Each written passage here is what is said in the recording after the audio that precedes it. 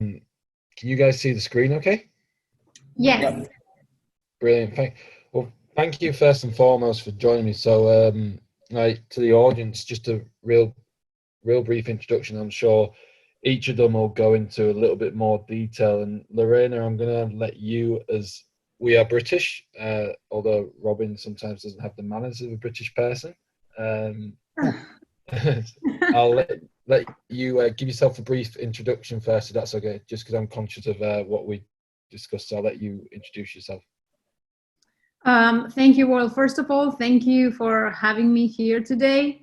Happy to help the community. And I'm not that happy that I have to do this with Robin, but I'll do my best to. I am getting killed. No, he's a great colleague of mine, and I'm really glad that we can do this together. Well, you say brief. I'm the performance director of an MBA team at this moment. I've been involved in team sports the last, I don't know, probably 10 years, mainly basketball. Coming from individual sports, swimming, I've been working with different sports, especially early in my career. Always try to stay in touch or keep one foot in research, the academy, which didn't happen the last few years, but still trying to do research as much as I can. And background sports science, strength and conditioning. That's the quick one. Thank you very much, Lauren. Same to you, Robin. Yeah, so I'm currently working as the Director of Performance and Innovation for Altis in Phoenix in the United States. My role is we're creating a living lab style sort of performance framework where we're trying to sort of push the boundaries of sports science and performance within the sprinting world. Previous to this, I spent 10 years with Manchester United as sports scientist, strength and conditioning. I did a applied PhD looking at how we can monitor, manage fatigue with the athletes and trying to improve the concept of the response to load. And then also some applied and individual consultancies along the way as well.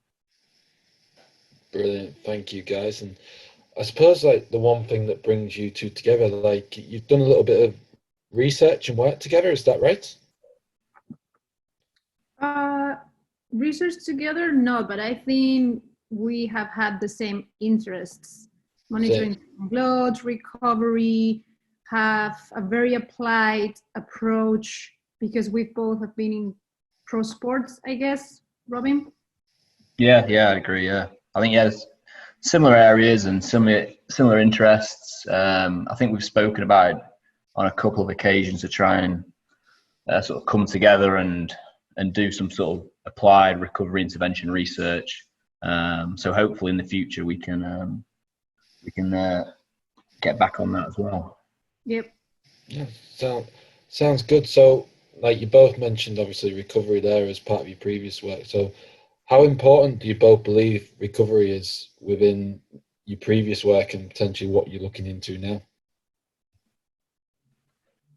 So I'd probably start with, I think we a lot of us in the industry and coaches, practitioners, athletes, recovery's been a little bit of a trendy sort of entity to try and get those marginal gains. I think what we should really look to do is unpick sort of why we need to recover and what are we actually recovering and how are we going to do that. Because I mean, from my point of view, there's definitely some instances where we probably don't really want to focus purely on recovery, and adaptation is going to be first and foremost in our minds. And also, there may be sessions where do we actually really need to recover? I've been involved in situations where a management group really emphasised the importance of recovery, but it was almost overemphasized, and after every training session, low load or high load, it was mandatory to implement some perceived recovery intervention. And I think when that occurred, I think you lose a little bit of the buy-in from athletes particularly, and also the importance of recovery and when to do it. And again, I think we need to probably look at what systems are we trying to recover, not looking at recovery as one entity, but I think we can use monitoring systems to really unpick and figure out the exact intervention that we probably need to use, which is going to match up with the stress of that particular physiological system. Cool. That's great, Robin. And Lorena, have you got any thoughts on it as well? Yeah, for sure. I agree with Robin. To me, to your question, how important recovery is, I think is key. Especially, I'm going to talk about my environment now. It's a key piece of the training process, recovery. And what we try to do with recovery is decrease the time that our body and our mind takes to go back to a baseline, or what we could say a normal state, physiologically and psychologically. So I understand Robin's point when he said, we have to question if we all the time we have to recover, or when is the right moment. But even if it's physiological or psychological, I think recovery is going to be a part of the day-to-day. So I think it's really important, especially with the high demand of competition that we are involved in the sport that I'm working now. Is a really, really important part of the training process. Yeah, and just to add on to that, Steve, I think, as everyone knows, the demands of professional sport at the highest level are increasing. There's more frequent competition. So yeah, that there is that intuitive need to enhance recovery, but we periodize training load accordingly throughout these periods, and it's been a question mark for me why we don't think of recoveries in the same manner, and that we really do need to periodize recovery alongside that train load. So I think that's also a question, and I think something that I think is of paramount importance is that we ought to periodize recovery and like we do periodize train load with our athletes. Yeah. Go on, Lorena, sorry. No, absolutely. Yep. Yeah, I agree, and it's an interesting concept really, because we probably can, as a discipline, we have more opportunities to actually control recovery than sometimes we do, like actual training monitoring, for example. So, what just on that then, Robin? How, given a typical cycle in the sprinters that you're working with now, what kind of is a periodized model of recovery that you try and implement into their cycle? Yeah, well, I mean, firstly, I don't think the sport actually matters. I think it's more the sort of physiological system that you need to sort of narrow down into and figure that one out. So we would use monitoring systems and even just perceived ratings of wellness, whether it's how fatigued the athletes may feel or understanding the level of muscle soreness.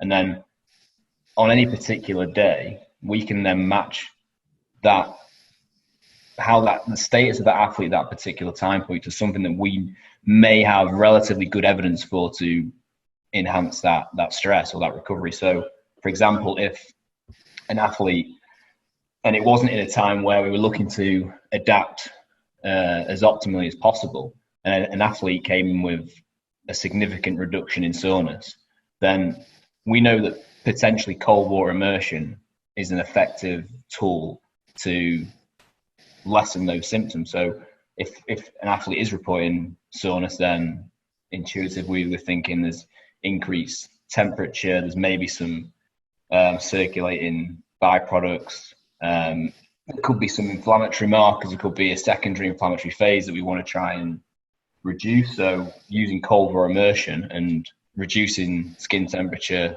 muscle temperature and blood flow, potentially edema and perceived pain, then I think that's a sensible and suitable process in that time point. So I don't think the sport matters. I think it's more about understanding the stress and then matching that intervention.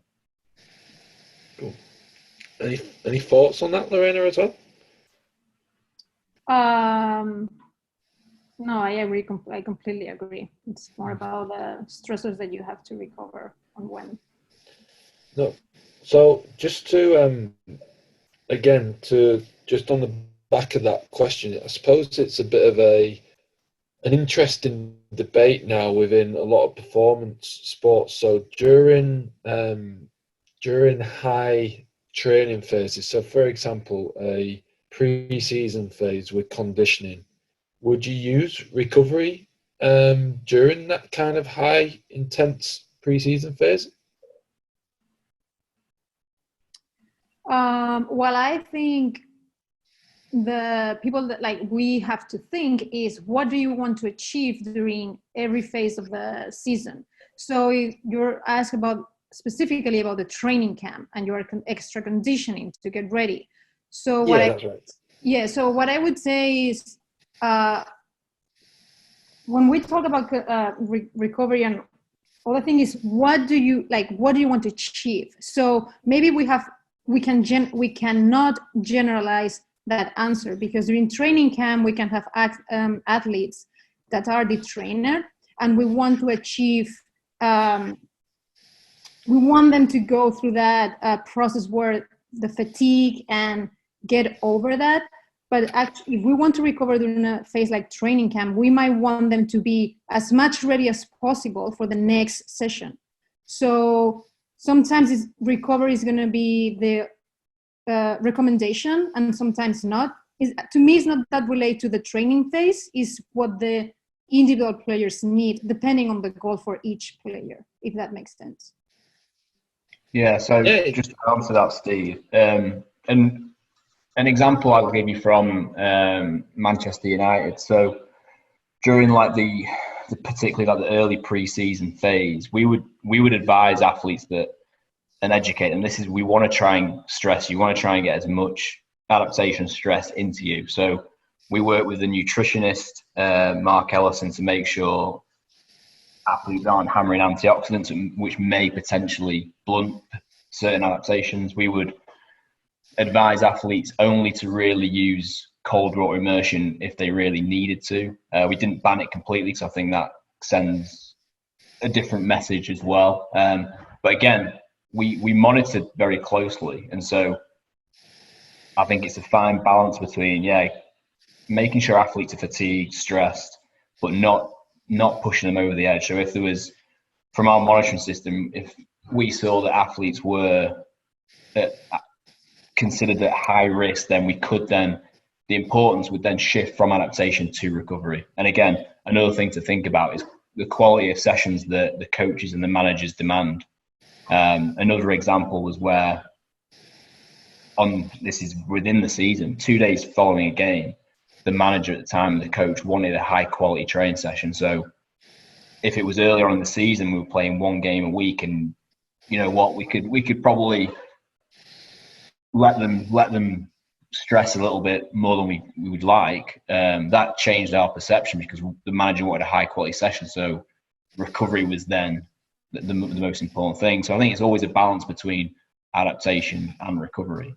And then I think going back to the question about in a pre-season phase, I think some of these so-called recovery interventions are also probably adaptation enhancers as well. So we know that from some research that cold water immersion may blunt resistance style training, but they may increase mitochondrial biogenesis, which is linked to endurance training. So it's not black and white in the sport, and a lot of these sports aren't single sort of physiological system orientated. So again, I think there's definitely a balance to be had, and to sort of flip it and use the recovery interventions, but also adaptation enhancers accordingly with a good monitoring process. Thank you. And I suppose that's really like part of the interesting dilemma that a lot of people who like, because you two are both experts in the world of recovery, in my personal opinion, and I suppose it's difficult. Really, there's literature saying that you should try this, you should do this, because of obviously your academic backgrounds as well. You've done that critical analysis, so it probably leads us on to the next question, and we could probably talk all night about this. And I'm sure you've got your own opinions and get asked this a lot. So, what are the bang for buck recovery strategies you've used in the past? What would be your go-to recovery strategies? I know a lot of people is saying now that sleep, nutrition, and hydration are the key recovery strategies, and probably is true. Maybe it's because of the environment that I'm working on. Is sleep is very, very important, but it's not something that always happen, and the players are, regardless, ready to perform at a really, really high level. And sometimes they don't eat as the way we would like them to eat, and they are ready to perform at a really, really high level. So I think you have to analyze your context and individually your players, know where they are and what can you use today, and what do you have to do to educate them for the recovery tools that you really want them to use. So for me, recovery, hydration, and sleep are the key ones, but the reality is that the ones that I think I've been seeing using the most are hydrotherapy, compression, stretching, massage, and foam rollers. These are the ones that also the literature support more, and the ones that I see my athletes using the most. So I really like, I think it's one of the cheapest one, and most like that have a lot of impact on the players is massage. I'm not gonna get into the research supporting that, but they really, really like massage, hydrotherapy, and compression. I would say those are the ones that I've seen using the most. Yeah, I think completely agree with Lorena there with like the basic and simple interventions. And they're really just lifestyle interventions, really eating well, sleeping well, looking after your body, and having a sensible lifestyle. I think the question is also like is a cultural question. I think, Steve. I think we need to, a lot of the sports that we work in, football and also in the new environment I'm in the sort of traditional track and field world. There are a lot of traditional beliefs and a lot of old school and sort of thinking and things that have been done for many years. And again, there's nothing wrong with that. I think it'd be I think a positive thing for practitioners and coaches, etc., to do is to try maybe sort of actually sort of challenge that status quo of what we actually do. And well, if it's an ice bath, everyone uses ice baths, but really what is an ice bath actually doing? And again, we could talk about massage as well. Lorena's already said that a lot of the athletes, we don't know whether or not it's doing anything physiologically or actually enhancing recovery, but the athletes like it. So that's also a challenge that we need to think about. Is it always about creating a happy athlete? Is that the main aim? That might be. But I think when you're playing every 2 or 3 days, and they're big sort of competition matches, then as practitioners, are we okay with just ensuring the athletes are happy? I think that's something that we should think about. And again, there's a lot of gimmicks at the moment going around, and I think we should maybe look to put a bit of work and into trying to really evaluating what they're actually doing. And again, we don't know. Some of them may be enhancing recovery and different aspects of recovery in terms of physiological systems. But I think we should maybe focus on the simple things and then maybe be more critical and question some of the more peripheral interventions that are commonly used at the moment. Brilliant. Thank you both. And I suppose it's interesting for me to hear you both say that, because there's a lot of really good, and like getting the basics right is a fundamental, and you see a lot of people now trying to do more and more, but actually you both mentioned the athlete has to be happy. So from a recovery perspective, I didn't say they have to be happy to see it. Okay, sorry. Good mental well-being. So for example, and I'll pick up on that point you just said, Robin. So if you think a strategy is good for the player, but they hate it, they don't feel as though they get the benefit, would you still make them do it? Yeah, it's a good question. I mean, I think it's not about pushing athletes into a corner. It's a sort of yes or no. I think it's about, and I think it starts a lot further before that as well. I think having that relationship with the player, I think if you can educate a player as to what you think is best for them, but also meeting halfway, well, you actually like this, or this actually makes you happy. I think it's not a black and white process. I think there's a middle ground, and I think there's no athlete. A lot of the time, from my experience, we had athletes who we would bring in experienced players, and they would have had their routine for many years. But I think there's no athlete. I mean, at the time we had a great set of practitioners in a department, and I don't think any athlete's too old to learn something new, or to maybe be, if it's 10% swung in a different direction. I think yeah, of course you have to respect what they perceive to work. The belief effect is huge. We know that, and from some of Shona Halson and Dave Martin's work, it's something that I think we should harness. I think if we can see an evidence base for certain interventions in certain times, I think we should try and harness that placebo effect a little bit better. Because again, it all comes back, if the athlete's happy or it's coming from a practitioner, it's the placebo effect. And that placebo effect is a biochemistry phenomenon, and it does exist. So if we can harness that and periodize recovery in the right way, I think then we do produce a framework which will, again, we're not taking anything out of the process. If the athlete has to have an ice bath, then let them have the ice bath. But if we can understand where that ice bath fits in the process and periodize that throughout the week, or throughout 2 weeks, or throughout a couple of days, I really do think then we start to improve our practices when it's coming to enhancing recovery for athletes. I totally agree that we have to, I think it's my opinion, we have to take into consideration the placebo effect, which to me is related to the belief effect. Is a powerful tool and has a powerful, has a lot of influence on the recovery for sure, especially from the mental state.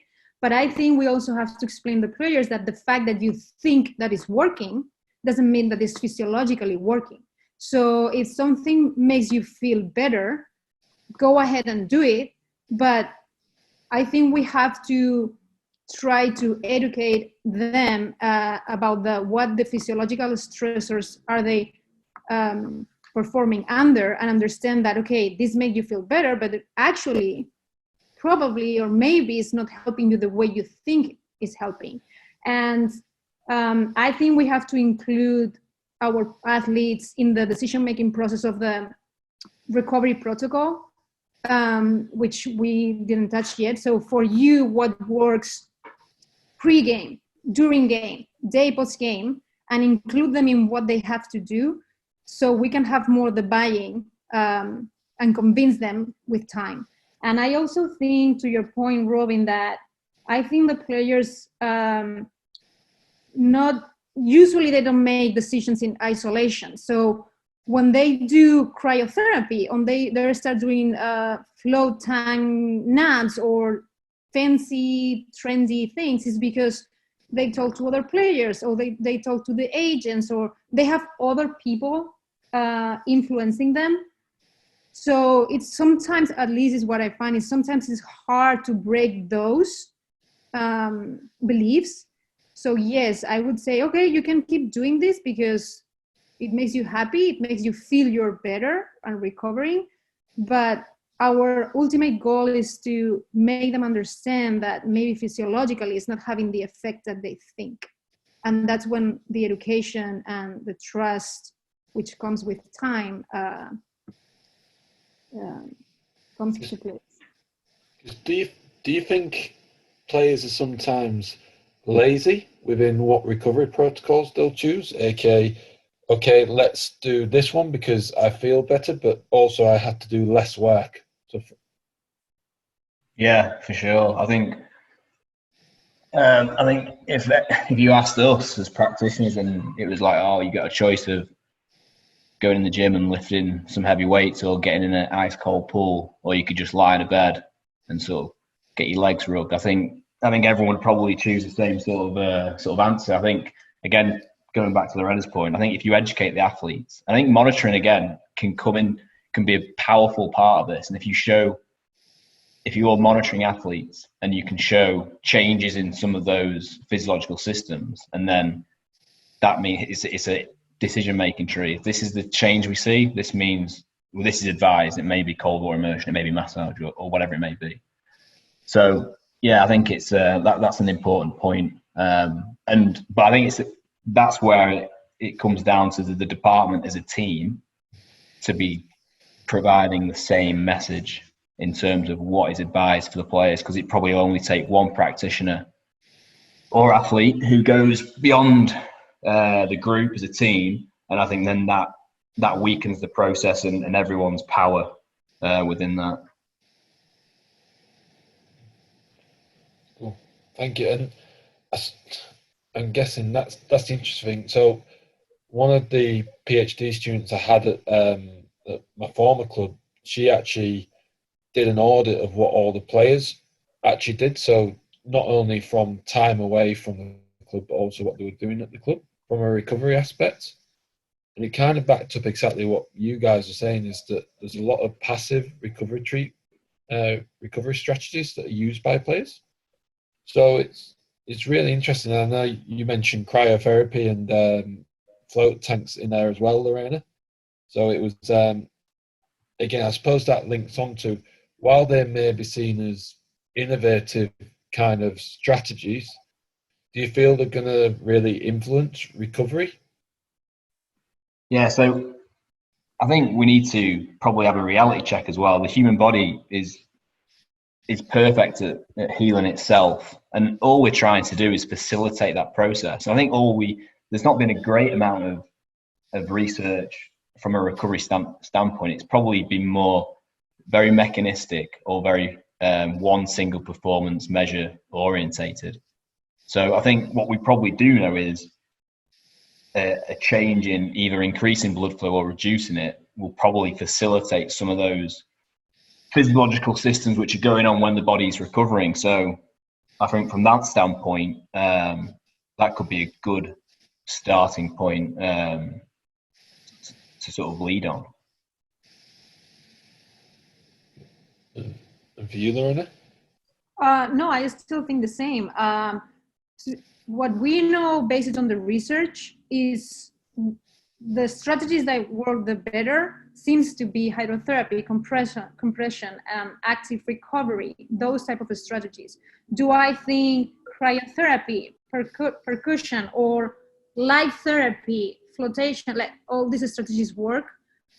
We really don't know. We don't know. We know that makes athletes feel better because soreness or pain perception or different perceptions, but we don't know. Does it mean that we have to encourage them to not use them?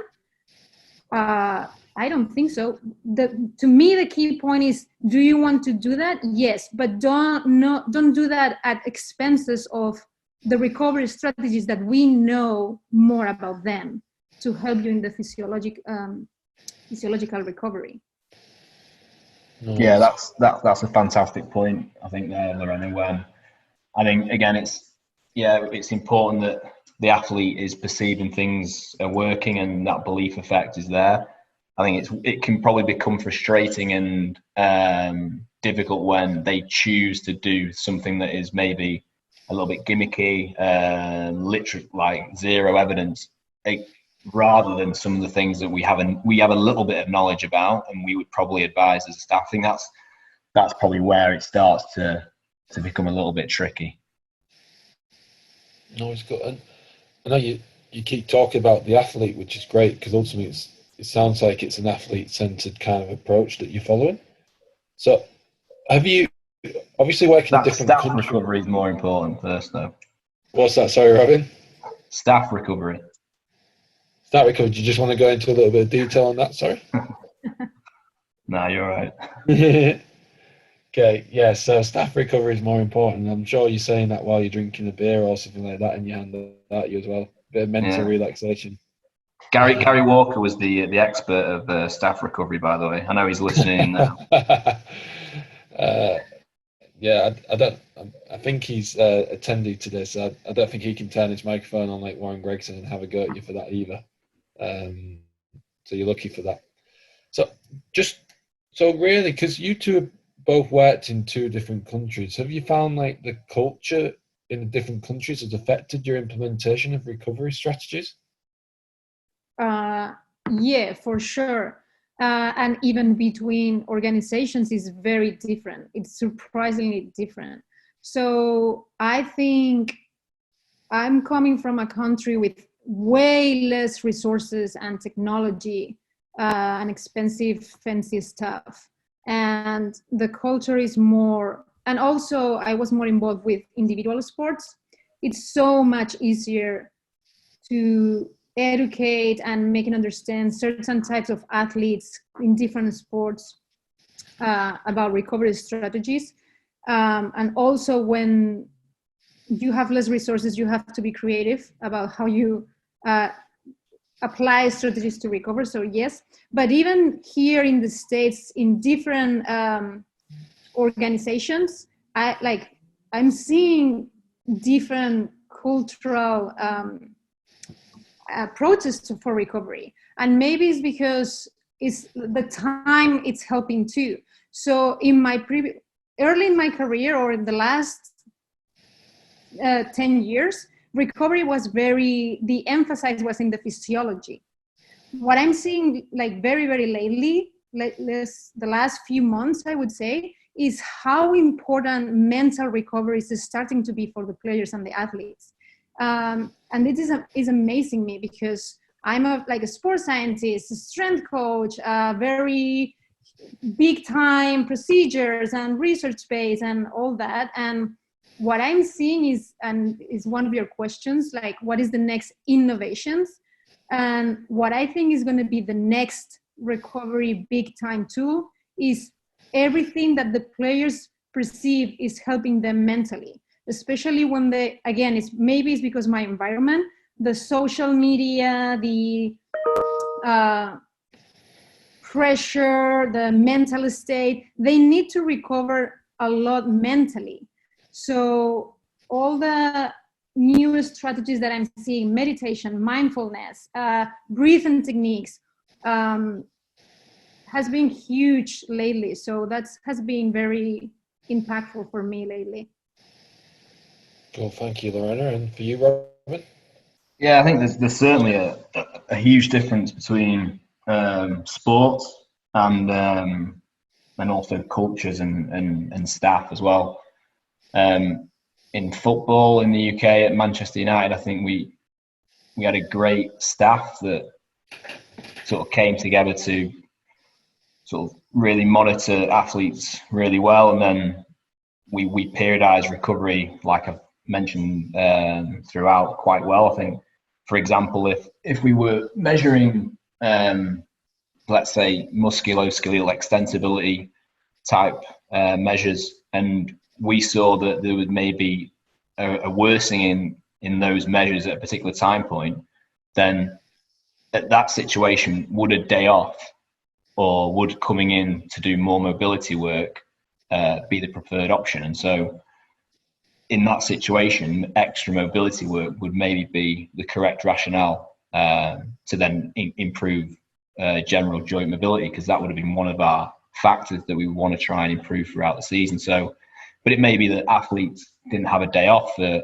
a long period of time, and it was maybe it was a Sunday particularly where families would be off as well. So I think from a mental standpoint, we shouldn't really over-egg all these recovery interventions. I think the power of a day off and socializing with friends and family and is huge. And I think that certainly can vouch for that as well.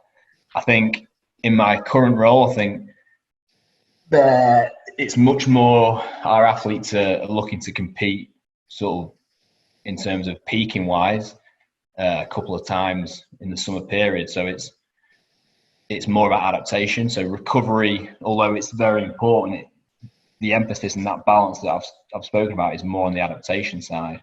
But I'd say there's a lot more hands-on therapy style work that's used as performance recovery interventions in elite sprinting and in the US. So this is one of the things that we're trying to look to try and quantify and understand more as part of the Living Lab here at Altus. And again, I completely agree with Lorena when it comes down to sort of that mental release or mental recovery. I think this day and age where social media is rife, I think it's completely paramount to make sure we provide that for athletes, but also be mindful that that's not a way out of doing things that we know are going to benefit them in the long run. I think that's where the argument about the placebo effect, if you're at a critical time point when you have got a game the next day, and are you going to choose something that staff are prescribing or recommended, or something that you just sort of want to do? I think that's where the art of us as practitioners and people, as Grant alluded to, I think that's when that comes in. I think maybe obviously you both had the experience of individual and team sports as well, and there was a talk earlier in the day by Chris Carlin about congested fixtures, and obviously Lorena, you've got a lot of current experience in that as well, and Robin, you've had that a lot within your previous role. So how do you get that balance right between allowing the coaches to have their tactical time with the players during those congested periods, while trying to allow that balance for recovery strategies as well? Well, in my particular case, we live in a congested schedule. It's not that we have a period. Very true. So we have games from every other day to every 2 days for months. So what happens is you ending not training that much. So my scenario with other team sports like soccer, football, or rugby probably I think is different. So the coaches still have the technical and tactical component, but the sessions usually are short and not that much with not that much insight in the physiological component, unless the players that doesn't play that much. So competition is giving us the stimulus, and what we are trying to improve and get better is the time that they are not training or competing, help them recover. To me, honestly, the challenge is, so I think it's important, or that's what I'm trying to get better at, is different when you are at your facility than when you are on the road. Because in the facilities, usually we have the resources that we want and we need. And it's more challenging when we're on the road because we don't have the pools, we don't have the big staff. So in periods of congested schedules, I think the challenge is to try to find the way to still help them recover when you don't have this equipment that we are talking now, like the hydrotherapy or big stuff. So that's the challenge for me. It's not that much about the congested schedule. It's in this environment and this context, which is congested schedule for weeks, how we get better at deliver recovery strategies. Yeah, and I think relationship with the coach is really important, Steve. And I know everyone bangs on about this, and they'll probably say, "Oh, you're on about that again." But it is really important, because if you can't impact change or have an influence on the process, then it's going to be really difficult. Again, an example: we had a coach who he was always going to train hard 2 days after a game. We weren't going to change that at the point of view. So at that scenario, it's what is the best thing we can actually do to impact the process. And so it was to put all our eggs in the we need to recover hard basket. And then equally, the same manager, once he saw the sort of fruition of what we were doing and the impact, the positive impact it had, he would then ask as a group of sort of performance staff how fatigued or recovered or ready athletes were, and then he would happily adjust technical or tactical training accordingly. So I think that the point is, I think the relationship and just making the best, or what is that best case situation in that particular scenario. I think that's it can be seen initially as a negative situation, but what do you have in your department or as a practitioner or whatever it may be to make the best out of that situation? And I think, just going back to the question before, I think you mentioned about what would be the next innovations which are going to influence this sort of area. I think first and foremost, like innovation, I think that the introduction of applying something new or novel, I think we can't go straight into trying to find that. I think we need a good scientific foundation or a good process before we can start to sort of push the boundaries. And a good example for that is, so here at Altus, we're trying to quantify different types of movements in relation to potentially injury risk, and that's a huge project. But we needed to start at the bottom, and we had to then really understand what are athletes doing from just a simple load standpoint. How are they responding to load? How are performances changing? So I think that is the same for recovery. And I think for me, it's how do we better provide those simple nutrition, sleep, lifestyle factors? And it may be to invest heavily in staff or in processes around those, rather than looking for the next gimmick or gadget or massage gun, which is on all over Instagram, or whatever it may be. So, and then again, I think we just should be critical and try and uncover a bit more information about these new gadgets, which some of them which could be really, really positive. I think there's some external counter pulsation work that's been done in Australia, and we were lucky enough to use it for a year. I think that has shown some promise in terms of moving blood flow in a really sort of efficient way, if that's the physiological impact you're trying to have. I couldn't agree more with you, Robin. Like, I think people sees innovation at what is the next gadget. And as you said, innovation is the introduction of something new and better. And I challenge myself, and I would love to have this discussion with more people that is in pro sports or working with athletes. And it's, when we talk about recovery and recovery strategies, I think we approach this from, okay, what can we get in the facilities? What can what can we provide to the athletes so they can recover at our facilities? And what I'm seeing is the athletes spend way less time with us at the facilities, in my case, in my sport, than when they are at home. So I'm trying to challenge the recovery processes that we have in place and think about how can we innovate in the recovery process, because maybe we are not doing it completely right just because we want to have control. we want to see what they're doing. We want to see players or athletes recovering so we can check the box. And maybe what I'm trying to see is, okay, what if we like challenge the process? What if we give them the tools and we help them to recover when they are not with us?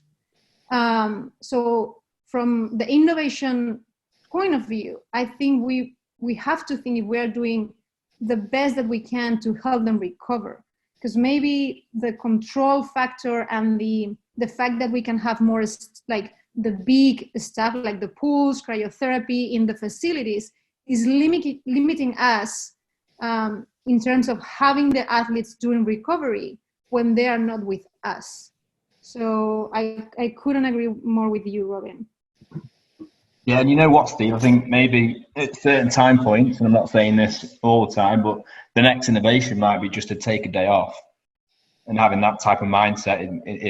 If athletes are becoming mentally fatigued and have been on the road or have been in the training ground for days on end, I think it may be less about thinking about the gadgets and the technology and more about sensible decision making. Yeah, thank you very much. And like, to be honest with you, Robin, I couldn't agree more. Like, I think as a discipline, sometimes we're seen to be having to be doing things and be being seen, when sometimes the best thing actually is to be in the background and actually allow people to mentally switch off as well.